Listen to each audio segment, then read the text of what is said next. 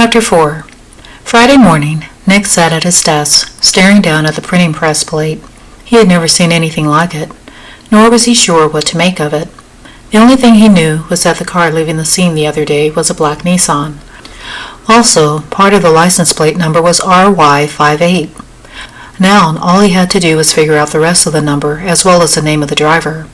Aside from the limited evidence, there was a possibility that Martin Haley was the one who called in the anonymous tip to the Treasury Department. Martin had mentioned that Nick was way in over his head. Perhaps he felt that Nick wouldn't mind the help from the government, which explained why he probably contacted them the night of the fire. That would explain why Michellin Stone arrived at his office before 10 the following morning. Nick walked over to the window where he stood, going over his conversation with Chase. Did Chase really know who was behind the fire or the counterfeit bills, or was it just a hunch? The perpetrator wasn't going to be foolish enough to pass one of those phony bills around Callahan. They would probably wait until the attention died down. On the other hand, maybe they were using the bills in another county. The phone rang. Nick walked over and picked up the handset. Yes, Myra? He paused. Sheriff Moran, Agent Michellin Stone is here to see you. Nick knew that she was the persistent type, but he wasn't expecting to hear from her again so soon. Send her in. Nick's plan to put the printing press plate inside the desk drawer was foiled when the door swung open, allowing Michellin to catch him with the evidence in his hand. Her lips curved into a smirk that made Nick feel warm around the collar. What do you have there, Sheriff? She asked, sashaying over to his desk. Agent Stone, be my guest. Nick handed the plate to her. Thank you. She carried the plate over to the window, where the lighting was better. Nick said nothing as he watched her examine the plate in silence. He couldn't help but notice the delicate strands of hair that rested against the slender slope of her neck and disappeared beneath the white collar of her blouse. Nick never claimed to know much about women's apparel, but the gray-fitted pantsuit accentuated her curves perfectly. Get a grip. Nick warned himself, returning to his desk. That was the best place for him to be, a comfortable distance away from her. His office suddenly felt too small for reasons he wasn't about to admit. Do you know what this is? Michellin turned back to him. I don't know. It seems every time I try to look at it, you show up. Do you mind? He gestured to her to hand the plate back to him. Oh, I'm sorry. Nick took the plate and set it on the desk. So, in your professional opinion, what do you think it is? He asked, humoring her. It's a dummy. She said simply. It's a what? A dummy. It's what we call a cheap imitation of an engraving plate. Used for making counterfeit bills? It would appear. So, what can you tell me about this? What would you like to know?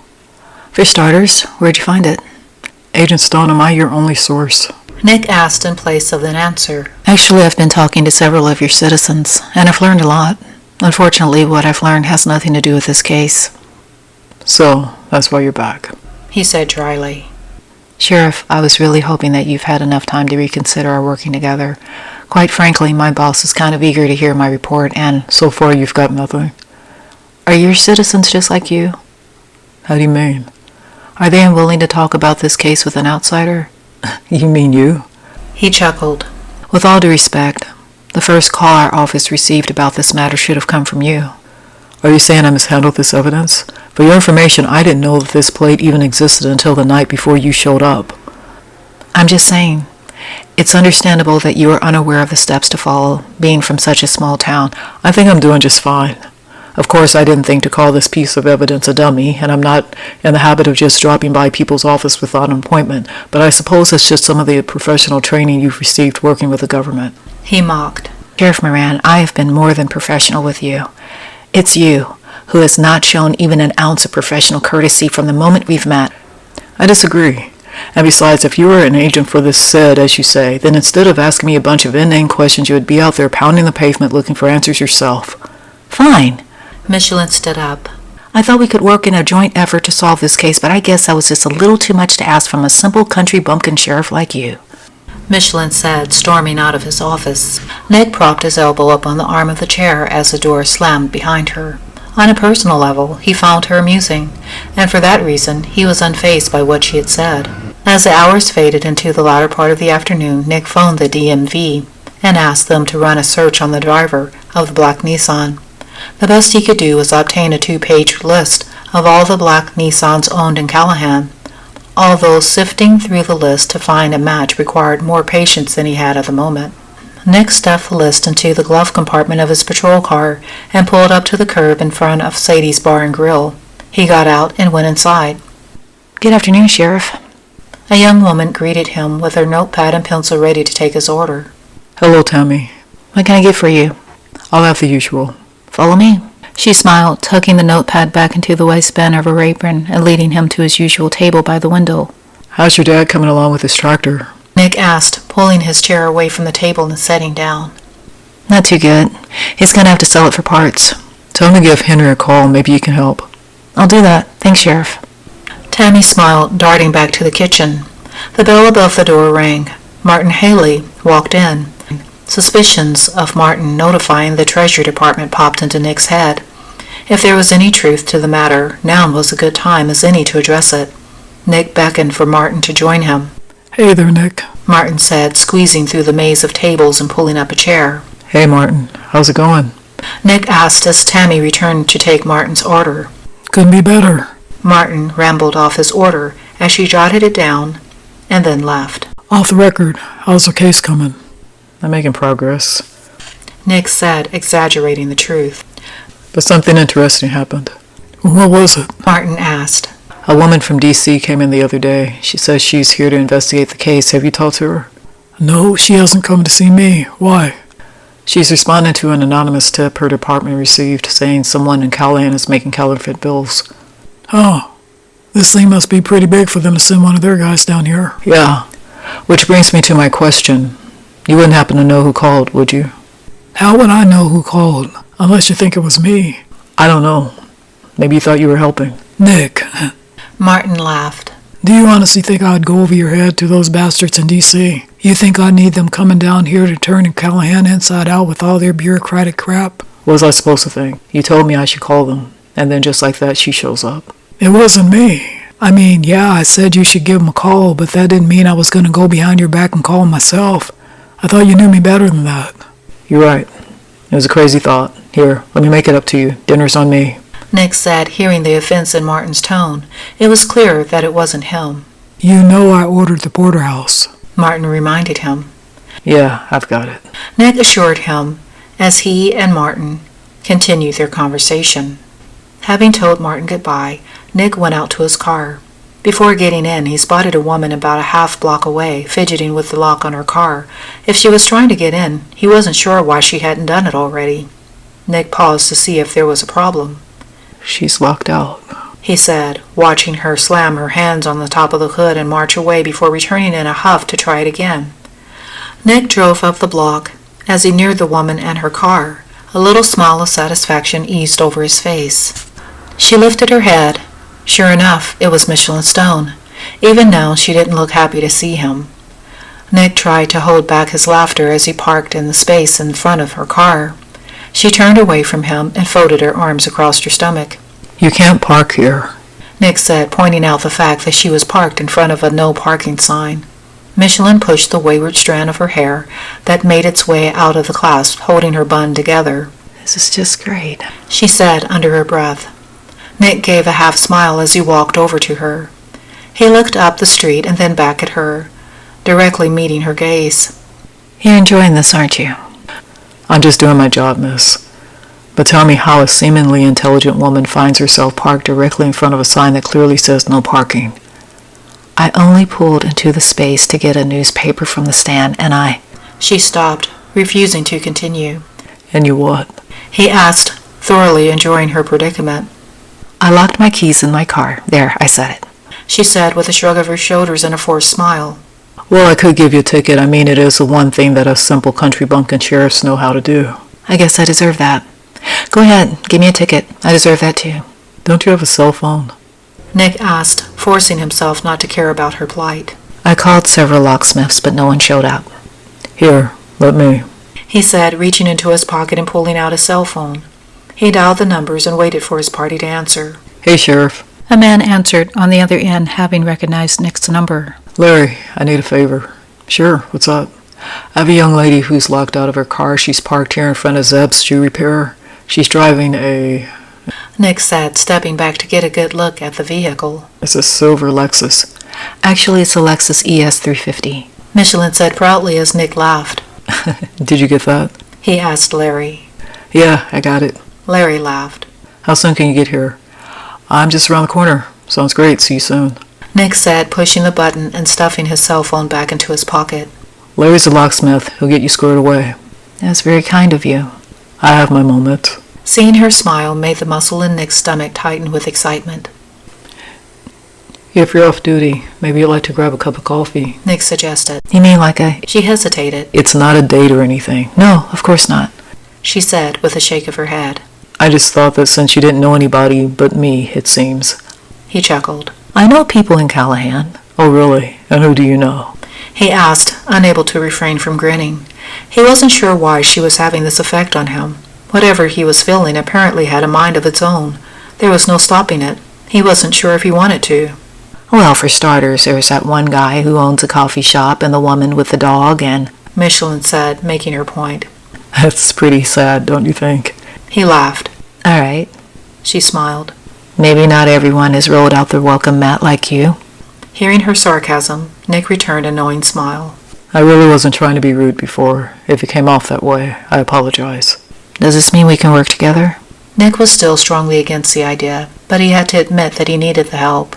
He just wasn't ready for that help to come from her. Larry's truck pulled up behind her car. Hey, Nick. Larry said, climbing out of his truck with a long metal device in his hand. Hey, Larry. Thanks for coming so quickly. Nick said, shaking Larry's hand. Larry went over to the car and began pushing a metal device down into the frame of the door, working it against the mechanisms of the lock. It was about 5 minutes later that he unlocked the door. You're good to go.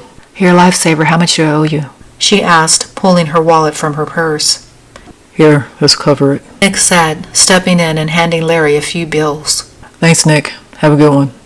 Larry said, stuffing the money down into the pocket of his jeans. With a wave goodbye, Larry climbed into his truck and drove off. Michellin turned back to Nick. How much did you give him? It doesn't matter. Let it go. But I always pay my debts. I'm sure you're very responsible. Are you making fun of me again? I'm not making fun of you. It's fine, really. Well, thank you. You're welcome. So, can we put our differences aside and work together? Sure. Nick pushed the words from his lips. Good. I have some information on this case you might find interesting. I was wondering if we could meet in your office, say around 9 o'clock tomorrow morning. I can't promise I'll be available. Your best bet is to tell me what you've got now. Out here? She asked, looking around awkwardly. You did agree to join me for a cup of coffee. We can go into Sadie's and you can tell me what you got. Sounds great. Just don't forget to move your car. Oh, yeah. Michellin said, dashing around to the driver's side. Nick watched her get in. She backed back into Larry's spot. Getting out, she peered over the top of the car at him. Is that better? That'll do it. Nick said. Michellin smiled as she rejoined him. Together they walked down the street to Sadie's Bar and Grill, entering this time with that government lady, as Michellin had become known. Nick could feel the weight of the other patrons' stare.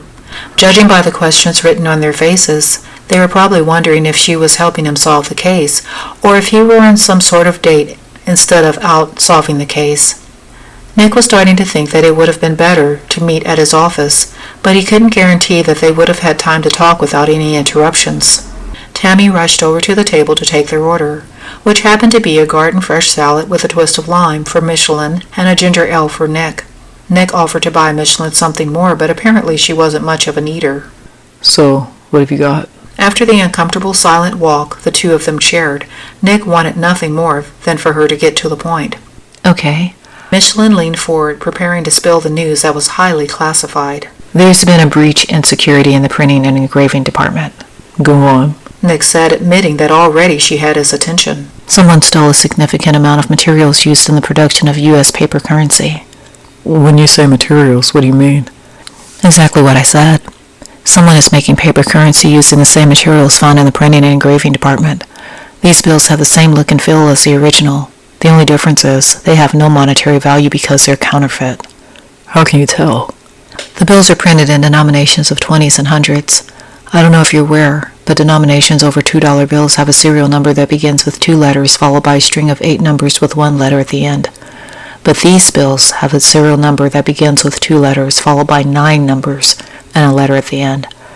I have been working this case for the past 6 months. In that time, I have tracked this particular counterfeiting ring from Edgemont, Virginia to McAfee, Texas. In each one of those cases, there have also been numerous reports of drug trafficking. The evidence clearly shows that Callahan is next. Are these guys really stupid enough to pass counterfeit money to a drug dealer? The bills look authentic. Who called you? Nick asked, resorting to his original question. I told you I can't say. She said, putting a fork containing a single leaf of lettuce into her mouth. But I can say this.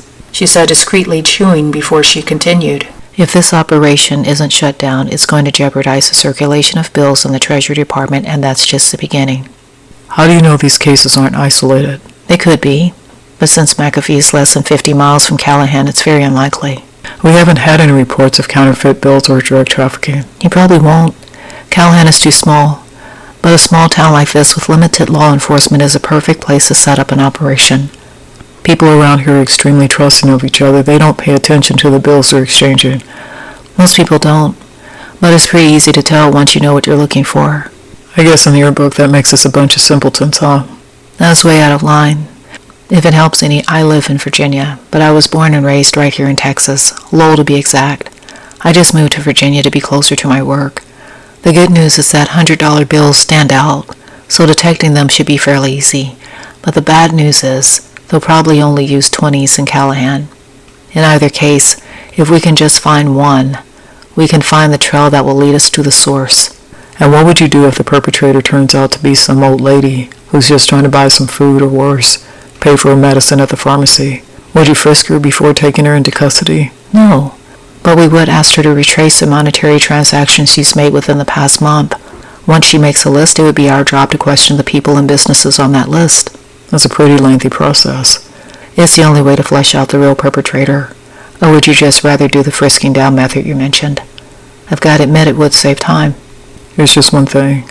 What's that? You really need to tell me who called you. Why is that so important to you? I just think it's a little odd that someone knew that this was going on when no one else did. I think that person has some explaining to do, don't you? Good point. Michellin said, taking in what he'd said. I'll contact the caller tomorrow. Your schedule is becoming quite full. I can handle it. Michellin assured him. I'm sure you can.